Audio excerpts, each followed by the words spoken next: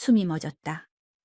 내 손등 위로 그의 손이 겹쳐졌을 때 10년간 잊고 살았던 여자로서의 감각이 온몸을 타고 흘렀다.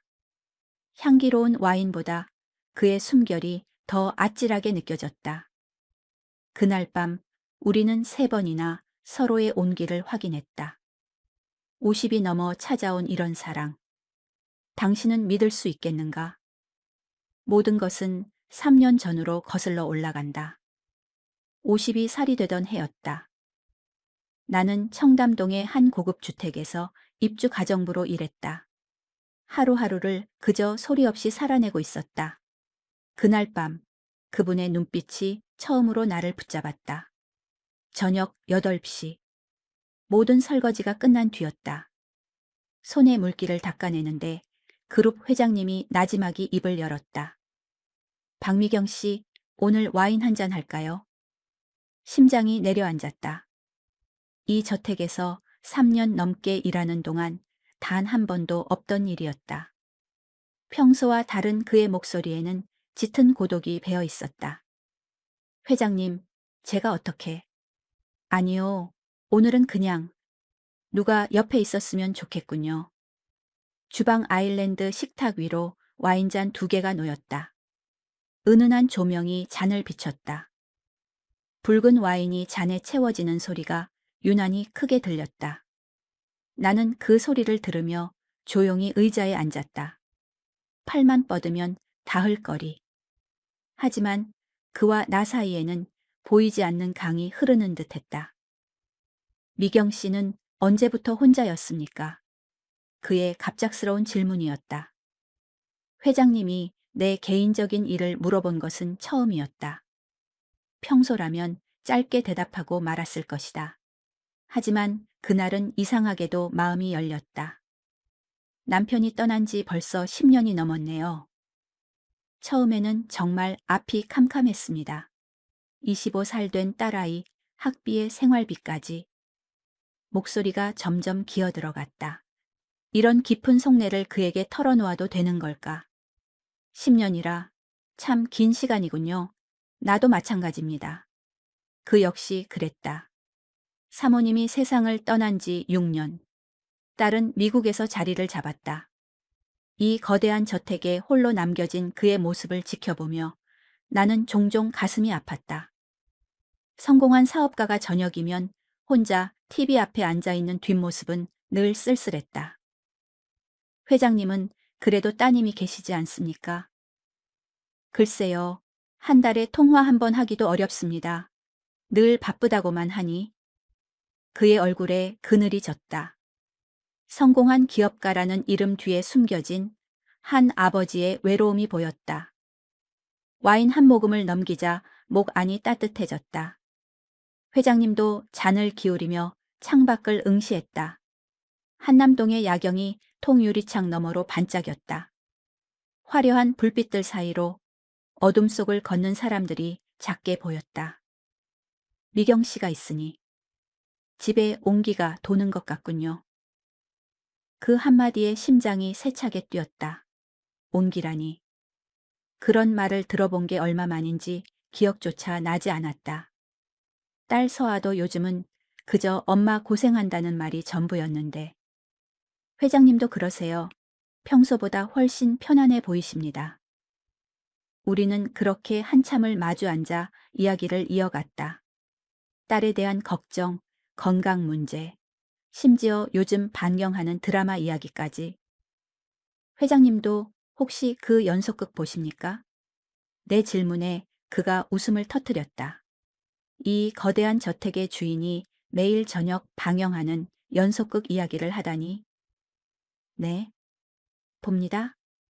남자 주인공이 너무 답답해서 속이 터질 지경이지만 저도 그렇게 생각했어요. 솔직하게 말하면 될 텐데요. 오랜 친구처럼 혹은 부부처럼 우리는 스스럼 없이 대화를 나누고 있었다. 언제부터 우리가 이렇게 편안해졌을까? 제가 이렇게 있는 것이 혹 불편하지는 않으신지요? 선을 넘는 건 아닐까 조심스럽게 물었다. 고용주와 피고용인 사이에 보이지 않는 선. 불편하다니요. 오히려 이렇게 누군가와 함께 있으니 이제야 집 같습니다. 그동안 이 집은 너무 조용했어요.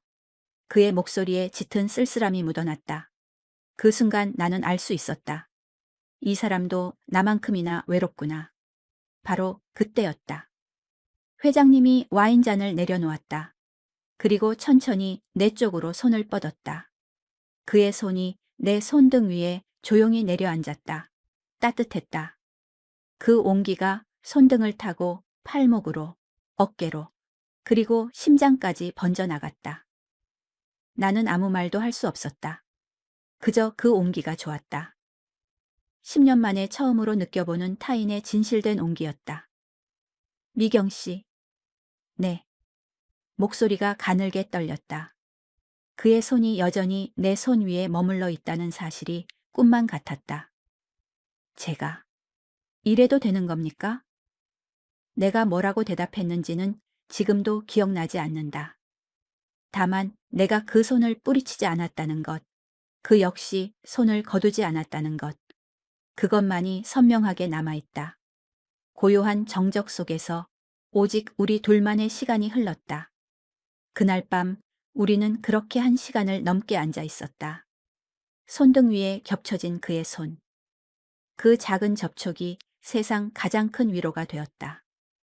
다음 날부터 모든 것이 미묘하게 달라졌다. 평소라면 수고하세요 한마디를 남기고 서재로 향하던 회장님.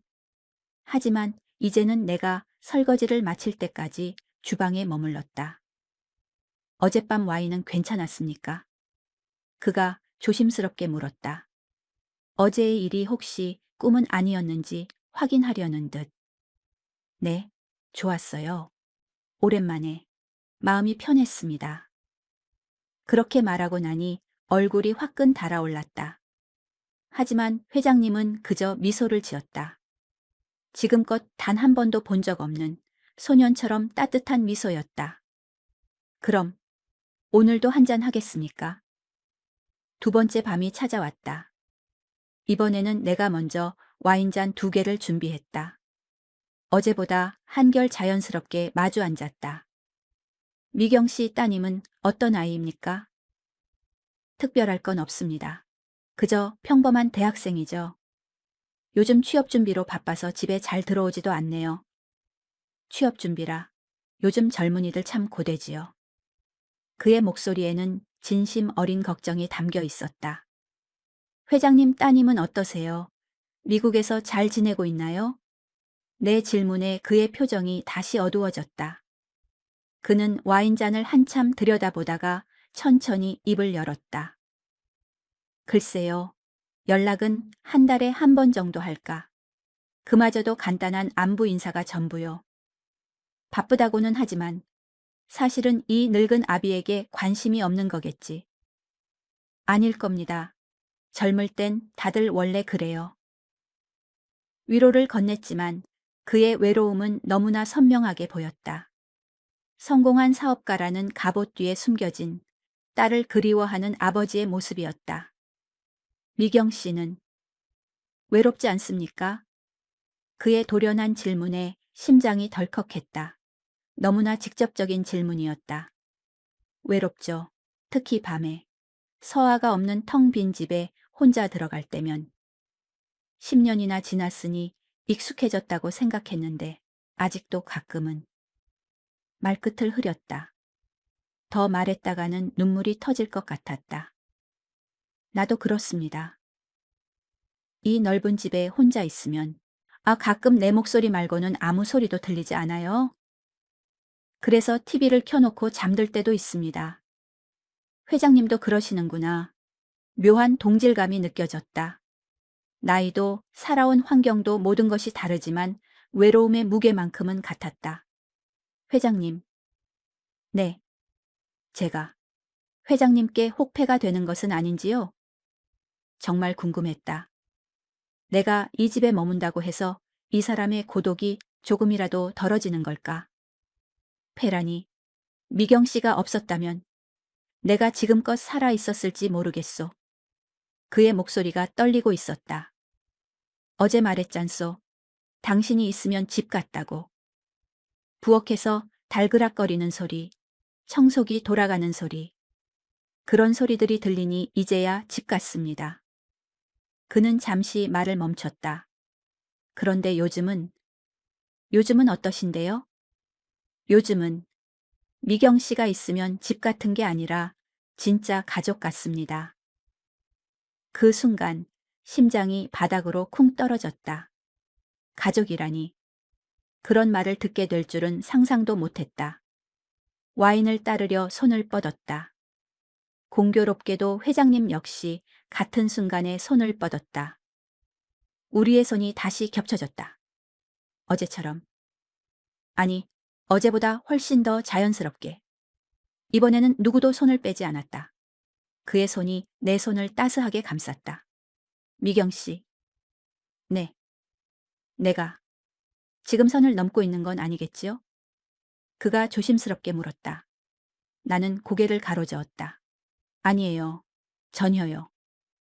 사실 무엇이 선이고 무엇이 선을 넘는 것인지조차 알 수 없었다.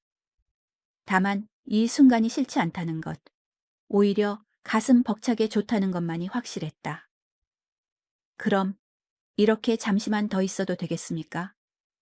어제와 같은 질문이었지만 오늘은 그 느낌이 달랐다. 목소리에 더 큰 확신이 담겨 있었다. 네, 좋아요. 그렇게 대답하고 나니 얼굴이 터질 듯이 붉어졌다. 그날 밤도 우리는 1시간 넘게 손을 맞잡고 앉아 있었다. 가끔 그의 엄지손가락이 내 손등을 부드럽게 쓰다듬었다. 그 작은 움직임 하나에 온몸이 짜릿했다. 10년 만에 다시 찾아온 설렘이었다. 사흘째 되는 날이었다. 이제 저녁 8시가 되면 나는 아주 오래된 습관처럼 와인잔 2개를 준비했다. 미경 씨, 오늘 안색이 좋지 않군요. 회장님이 내 얼굴을 찬찬히 살피며 말했다. 사실이었다. 어젯밤 나는 한숨도 자지 못했다. 그와 손을 잡고 있던 순간이 밤새도록 머릿속을 맴돌아서. 아닙니다. 괜찮습니다. 무리하지 마시오. 내가 보기에도 얼굴이 창백합니다. 그렇게 말하며 회장님은 자신의 의자를 내 쪽으로 조금 더 끌어당겼다. 어제보다 더 가까워진 거리. 이제 우리의 무릎이 거의 맞닿을 지경이었다. 사실 요즘 잠을 잘 못 이룹니다. 결국 나는 솔직하게 털어놓았다. 거짓말은 통하지 않을 것 같았다. 그룹 회장님의 시선은 모든 것을 꿰뚫어 보는 듯했다. 혹시 저 때문에 잠을 설치시는 겁니까? 그의 조심스러운 물음에 심장이 철렁 내려앉았다. 그 때문이라니. 아니라고 해야 하는데, 아니, 어쩌면 맞는 말일지도 모른다. 그런 건 아닙니다. 그저 요즘 마음이 어지러워서요. 어떻게 어지러우신지 조금 더 들을 수 있을까요? 와인 한 모금을 겨우 넘기고 나서야 입을 열 수 있었다. 제 딸 서아에게 뭔가 죄를 짓는 기분입니다. 그리고 저 자신에게도요. 제가 이런 감정을 느껴도 되는 건지 확신이 서질 않아요. 이런 감정이라니요? 그가 되물었지만 나는 답할 수 없었다. 이 복잡한 마음을 어떻게 설명해야 할까? 박미경 씨. 네. 저도 같은 생각을 합니다. 이런 마음을 품어도 괜찮은 건지. 그의 고백에 놀랐다. 그룹 회장님도 나와 같은 고민을 하고 있었다니. 그 말을 들으니 한편으론 안도감이 들면서도 다른 한편으론 마음이 더 무거워졌다. 회장님은 죄책감 같은 건 없으세요? 죄책감이라니요? 사모님께요. 돌아가신 지 그리 오래되지 않았지 않습니까? 6년이라는 시간이 짧은 것은 아니었지만 나에게는 여전히 그렇게 느껴졌다. 처음에는 그랬습니다. 하지만 제 아내는 제가 혼자 외롭게 늙어가는 걸 원치 않을 사람입니다. 오히려 누군가와 함께 행복하기를 바랄 겁니다.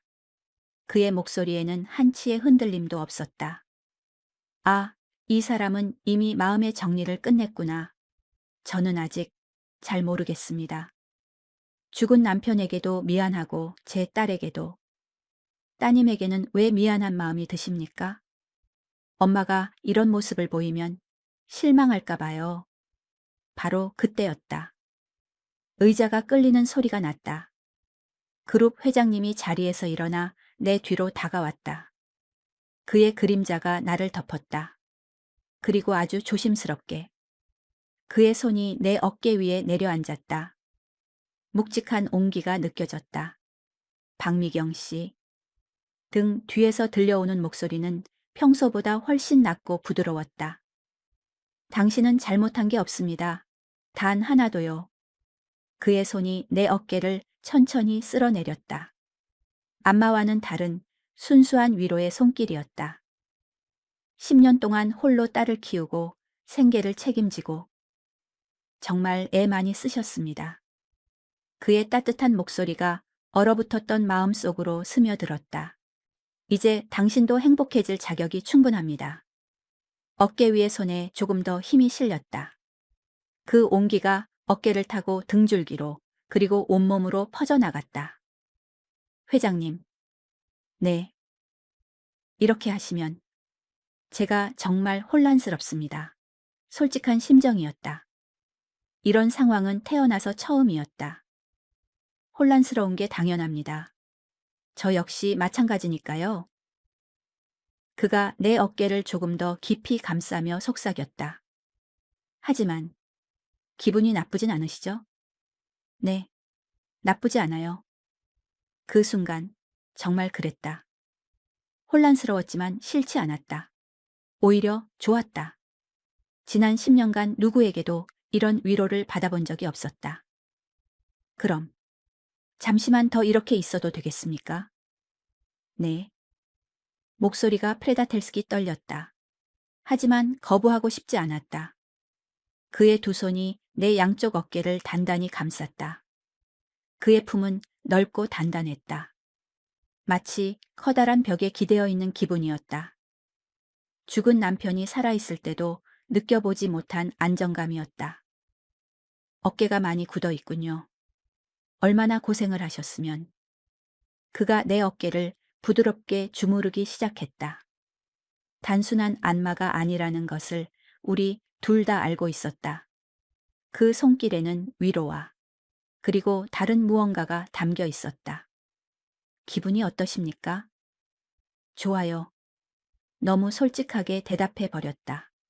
얼굴이 화끈거렸지만 거짓말을 할 수는 없었다. 그날 밤 우리는 30분 넘게 그렇게 있었다. 그는 내 뒤에 서서 어깨를 감싸고 나는 그 온기를 고스란히 받았다. 침묵이 흘렀지만 조금도 어색하지 않았다. 오히려 말없이 더 깊이 연결된 기분이었다. 나흘째 되는 날 저녁이었다. 그룹 회장님은 평소보다 이른 시간에 저택으로 돌아왔다. 보통 7시 반쯤 오시는데 그날은 6시가 조금 넘어 도착했다. 일찍 오셨네요.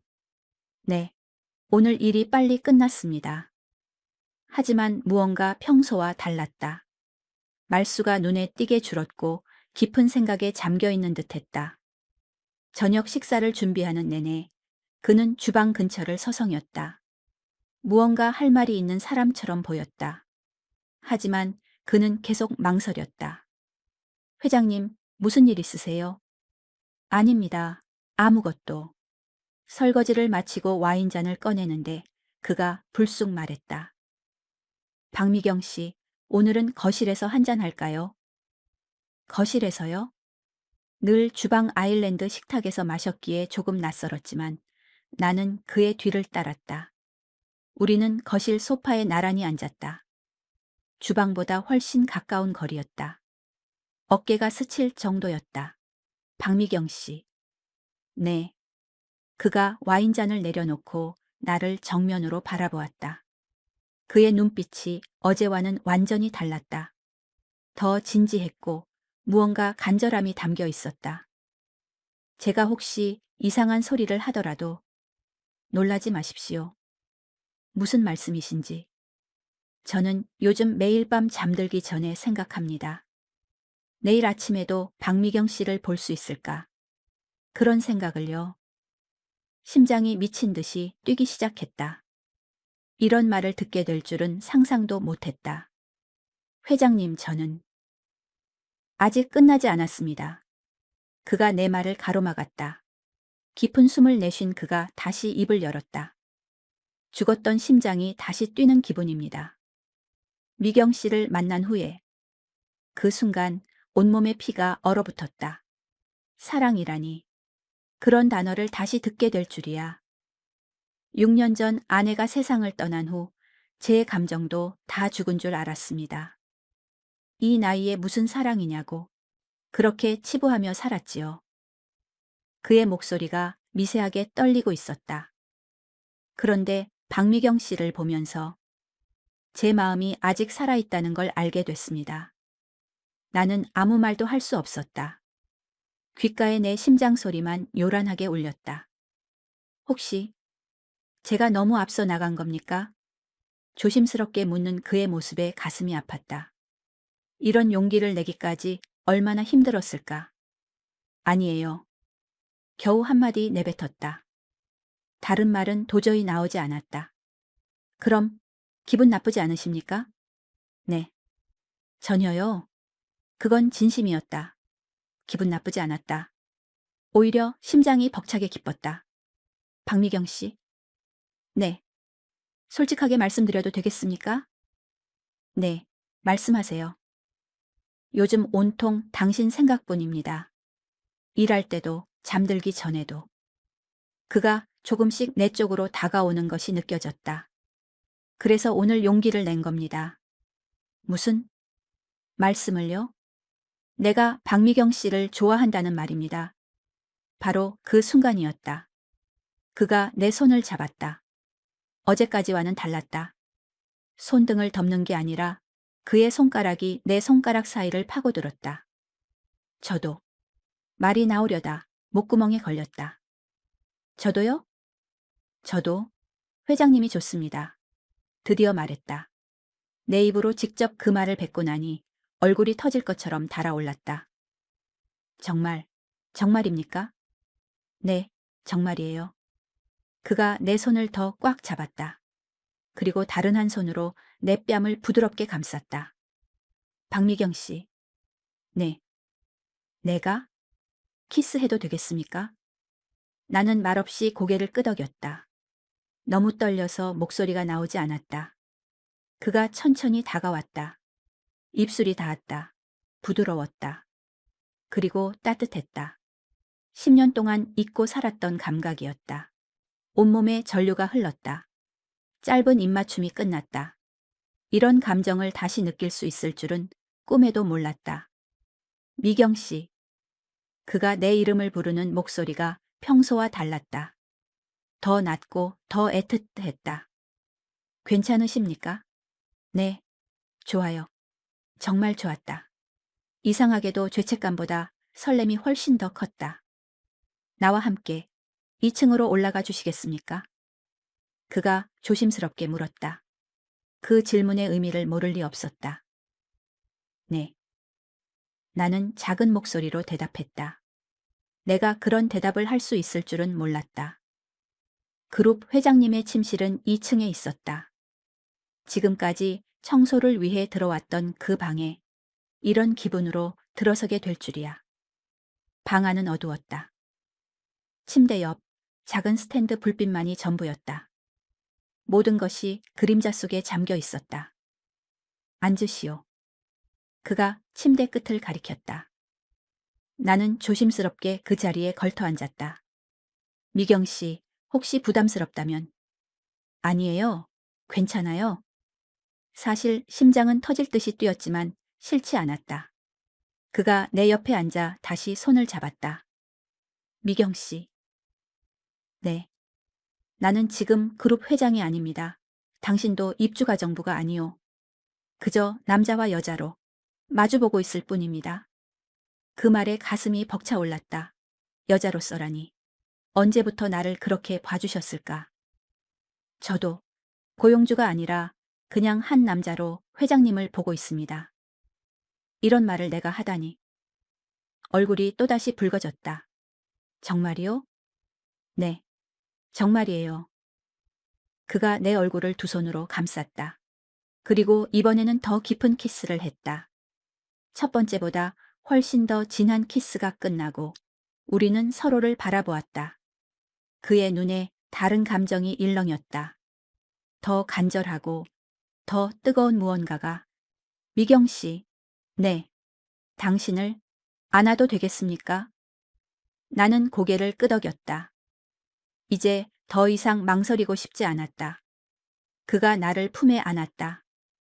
그의 품은 넓고 단단했다. 그리고 믿을 수 없을 만큼 따뜻했다. 모든 걱정이 녹아내리는 기분이었다. 좋아요. 내가 나지막이 중얼거리자 그가 나를 더 세게 안았다. 당신에게서 좋은 향기가 나는군요. 그가 내 머리카락에 얼굴을 묻으며 속삭였다. 그 말에 온몸이 뜨거워졌다. 우리는 한참을 그렇게 서로를 안고 있었다. 아무 말 없이 서로의 온기만을 느끼면서. 미경 씨. 네. 오늘 밤 여기 있어도 되겠습니까? 그 질문의 의미를 어찌 모를까. 하지만 거부하고 싶지 않았다. 네. 좋아요. 그날 밤 나는 오랜만에 혼자가 아니었다. 누군가의 따뜻한 천을 느끼며 잠들 수 있었다. 그의 손이 내 머리를 부드럽게 쓰다듬을 때 나는 진심으로 행복했다. 이런 행복이 내게 다시 찾아올 줄은 몰랐다. 고맙소, 미경 씨. 뭐가요? 이렇게 내 곁에 있어 주어서. 그 말을 듣자 눈물이 핑 돌았다. 고마운 건 저인걸요. 저야말로 감사합니다. 뭐가요? 이런 마음을 다시 느끼게 해줘서. 그가 내 이마에 가볍게 입을 맞추었다. 그리고 나를 더 가까이 끌어안았다. 그날 밤 우리는 3번의 온기를 나눴다. 처음은 모든 것이 조심스러웠다. 두 번째는 서로를 향한 갈망이 더 깊어졌다. 마지막은 마치 오랜 연인처럼 사랑 그 자체였다. 그는 내게 몇 번이고 물었다. 괜찮소? 아프지는 않고. 그의 목소리에는 다정한 염려가 가득했다. 나는 그때마다 고개를 저었다. 아프지 않았다. 오히려 멈췄던 심장이 다시 뛰는 기분이었다. 새벽 2시가 넘어서야 우리는 잠이 들었다. 그전까지 어둠 속에서 끝없이 속삭였다. 미경 씨, 지금 이 순간을 후회하지 않겠소? 전혀요. 회장님은요? 나야말로. 진작 내 마음을 고백했어야 했었는데. 그는 내 손을 더욱 힘주어 잡았다. 다음 날 아침 눈을 떴을 때 그의 얼굴이 바로 곁에 있었다. 새근새근 잠든 모습이 아이처럼 평온했다. 지난밤의 모든 것이 꿈이 아니었다. 나는 조심스럽게 침대에서 빠져나와 아래층으로 향했다. 입주가정부로서의 일과를 시작해야 했다. 하지만 이상했다. 설거지를 하는 내내 입가에서 미소가 떠나질 않았다. 수십 년 만에 느껴보는 설렘이었다. 잘 잤소, 미경 씨. 등 뒤에서 들려오는 목소리에 심장이 쿵 내려앉았다. 돌아보니 어제보다 한결 편안해 보이는 그의 얼굴이 있었다. 네. 좋은 아침이에요. 어색할 거라 생각했는데 모든 것이 물 흐르듯 자연스러웠다. 어젯밤 편히 주무셨어요? 덕분에 아주 깊이 잠들었소. 그의 대답에 또다시 얼굴이 달아올랐다. 하지만 이 감정이 싫지 않았다. 그때였다. 아침 식사를 준비하는데 정적을 깨는 전화벨이 울렸다. 딸 서아였다. 잠시만요. 그에게 양해를 구하고 전화를 받았다. 응, 엄마야. 엄마, 지금 뭐 해? 딸의 목소리가 이상하리만치 차가웠다. 아침 준비 중인데 무슨 일이야? 나 오늘 그 집 좀 가야겠어. 갑작스러운 통보였다. 갑자기? 무슨 일 있니? 그냥 엄마 얼굴 보고 싶어서 오후에 갈게. 딸은 제 할 말만 하고 전화를 끊었다. 불길한 예감이 들었다. 딸이 오늘 온다고 합니다. 내 말을 들은 그룹 회장님의 표정이 미세하게 굳었다. 갑자기 말이요? 네. 이 평소와는 좀 다르게 그냥 오겠다고 하네요. 혹시 우리가 함께 있었다는 걸 알게 된 건 아닐까요? 그의 말에 가슴이 철렁했다. 설마 서아가 무언가 눈치챘을 리가. 오후 4시쯤 딸이 평창동 대저택에 도착했다. 표정이 그늘져 있었다. 어머, 우리 서아 왔구나. 어서 오렴. 최진원 회장님이 반갑게 맞았지만 딸은 건성으로 고개만 숙였다. 그리고는 곧장 내게로 걸어왔다. 엄마, 나랑 얘기 좀 해. 그래, 무슨 일인데? 단둘이서. 그녀의 목소리는 단호했다. 회장님은 조용히 서재로 자리를 피해 주셨다. 거실 소파의 딸과 마주 앉았다. 무거운 침묵이 흘렀다. 서아는 입을 열지 않고 나를 뚫어지게 쳐다보기만 했다. 엄마, 응. 요즘 이 집에서 별일 없어? 심장이 바닥으로 떨어지는 것 같았다. 별일이라니, 그게 무슨 소리야? 엄마가 변했어. 뭐가? 목소리도, 표정도. 예전 엄마가 아니야. 딸의 시선이 집요하게 내 얼굴을 파고들었다. 여기 일이 이제 익숙해져서 그런가 보지. 정말 그게 다야? 서아는 내 변명을 믿지 않았다. 솔직하게 말해줘. 저 사람이랑 무슨 사이야? 온몸의 피가 차갑게 식었다. 어떻게 알았을까? 서아야, 그게 무슨. 엄마 얼굴에 다 쓰여 있어. 딸이 깊은 한숨을 내쉬었다. 엄마, 정신 차려. 그 사람은 그룹 회장이야. 사는 세상이 달라. 서아야. 엄마가 상처받을까봐 그래. 그 사람한테 엄마는 그냥 잠깐의 유희일 뿐일지도 몰라. 유희. 그 단어가 비수처럼 가슴에 박혔다. 아빠 돌아가시고 엄마 얼마나 고생했어. 또다시 상처받는 거 못 봐. 딸의 눈에 눈물이 차올랐다. 서아야. 엄마 마음도 모르면서. 알아. 외로운 거 알아. 근데 이건 아니야. 뭐가 아닌데? 엄마는 입주 가정부고 저 사람은 회장이잖아.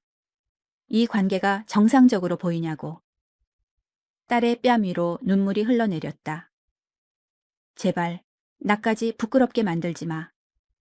마지막 말이 내 모든 것을 무너뜨렸다. 부끄럽다고? 엄마가? 응. 친구들이 알면 뭐라고 생각하겠어? 우리 엄마가 자기보다 나이 훨씬 많은 할아버지랑. 더 이상 들을 수 없었다. 그만해. 엄마, 제발 그만둬. 이 집에서 나가자. 뭐라고? 내가 다른 일자리 알아볼게. 여기 있으면 안 돼. 딸은 울면서 내 손을 붙잡았다. 엄마, 제발. 나 너무 무서워. 엄마까지 잃을까봐. 이렇게 서럽게 우는 딸의 모습은 정말 오랜만이었다. 가슴이 찢어지는 것 같았다. 내가 너무 이기적이었을까. 그날 밤 딸은 집으로 돌아가지 않았다. 내 방에서 함께 잠이 들었다. 회장님과는 눈도 마주치지 못했다. 어두운 방, 이불 속에서 딸이 속삭였다. 엄마, 나 정말 무서워. 그 말에 참았던 눈물이 터져 나왔다. 세상에 단 하나뿐인 가족인데 나는 그날 밤 한숨도 자지 못했다. 최진원 회장님에 대한 마음과 딸의 절규가 머릿속에서 뒤엉켰다. 이 사랑을 계속해도 괜찮은 걸까? 다음 날, 딸이 돌아간 후 집안에는 어색한 기류가 흘렀다. 저녁 설거지를 마쳤을 때 회장님이 다가와 조심스럽게 입을 열었다.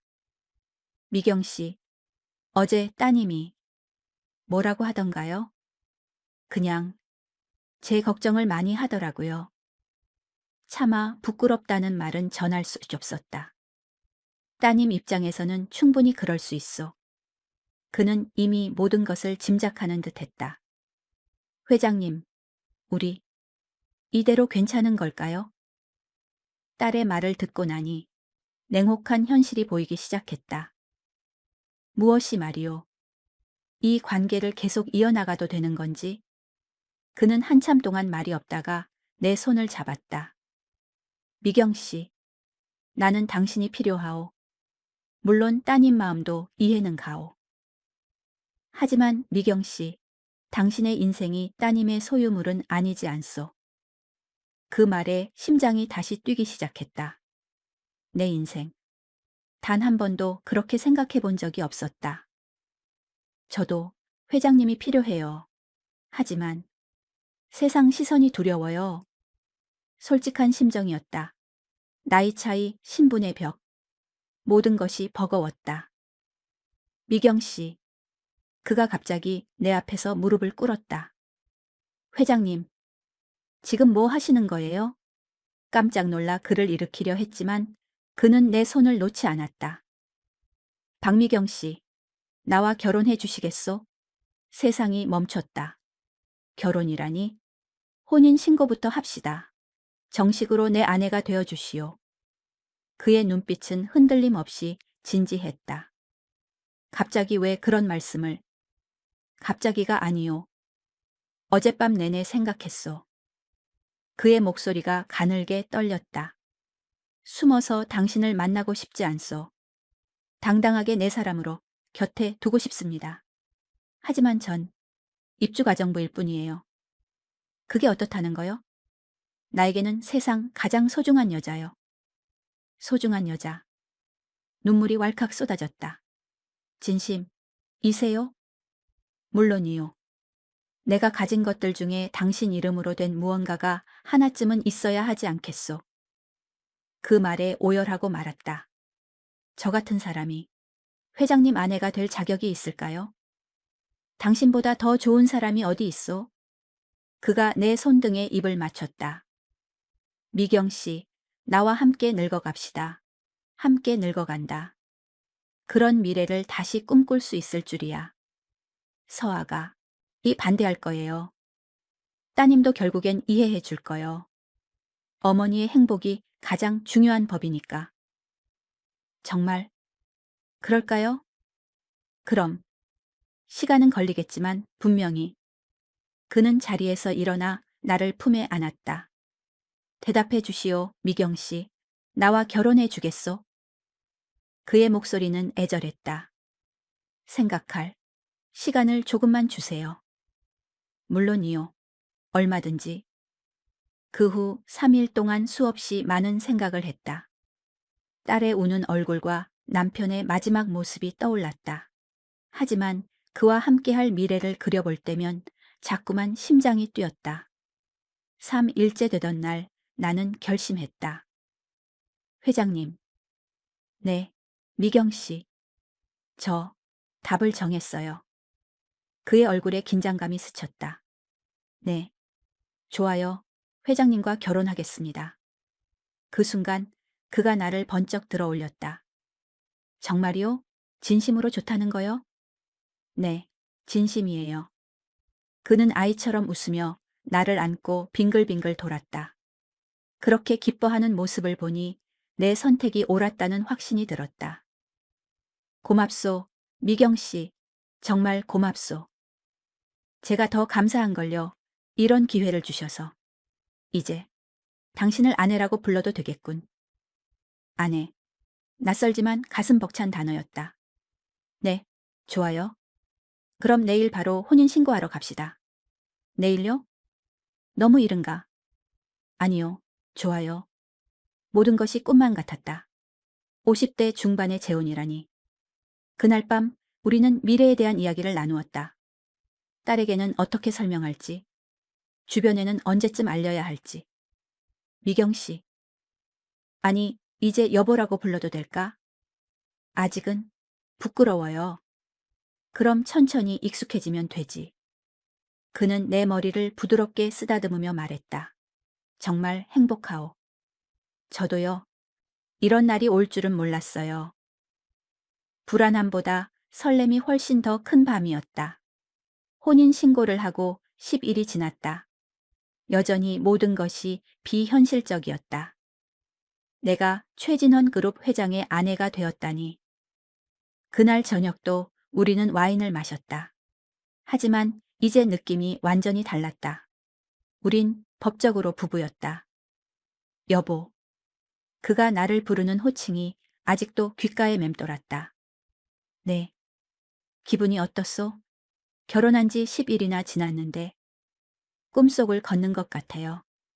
와인잔을 든 내 손가락에는 반지가 빛나고 있었다. 혼인 신고를 하던 날 그가 사준 것이었다.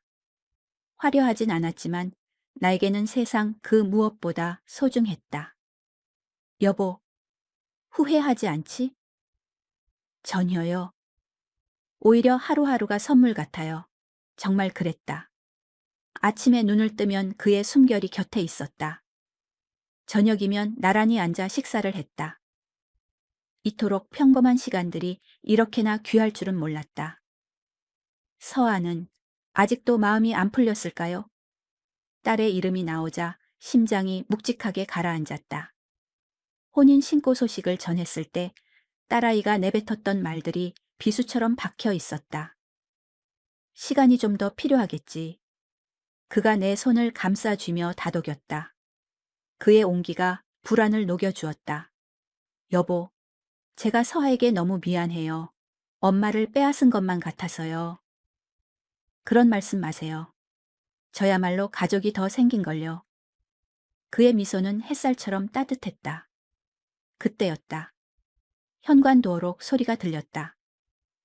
누가 왔나 싶어 나가보니 딸 서아가 서 있었다. 서아야. 엄마. 딸의 얼굴에는 여러 감정이 뒤섞여 있었다. 분노와 슬픔, 그리고 체념까지도. 어서 들어오렴. 거실로 들어선 딸은 최진헌 그룹 회장을 보고는 고개를 숙였다. 안녕하세요. 아버님. 아버님. 그 한마디에 세상이 멈췄다. 나도 그도 누구도 예상치 못한 호칭이었다. 최진헌 그룹 회장 역시 놀란 기색이 역력했다. 그래. 서아 양. 이리 와서 앉게. 엄마, 저랑 잠시 얘기 좀 해요. 딸은 그의 말을 잘랐다. 또다시 둘만의 대화. 무슨 말이 오갈지 가슴이 철렁했다. 그가 조용히 자리를 비켜주었다. 딸과 나는 소파에 마주 앉았다. 엄마. 응. 미안해. 갑작스러운 사과였다. 뭐가 미안하다는 거니? 지난번에 제가 너무 못되게 굴었어요. 딸의 눈시울이 붉어졌다. 괜찮아. 엄마는 다 이해해. 아니에요. 엄마 인생이잖아요. 행복할 자격 충분한데 제가 너무 제 생각만 했어요. 딸이 이렇게 깊은 생각을 하고 있을 줄이야. 서아야. 사실 많이 생각해 봤어요. 엄마가 그동안 얼마나 쓸쓸했을지. 결국 딸의 뺨 위로 눈물이 흘러내렸다. 10년이나. 저 때문에 누구도 만나지 않고 혼자 지내셨잖아요. 그런 거니? 아니야? 맞아요. 엄마는 저 때문에 희생한 게 너무 많아요.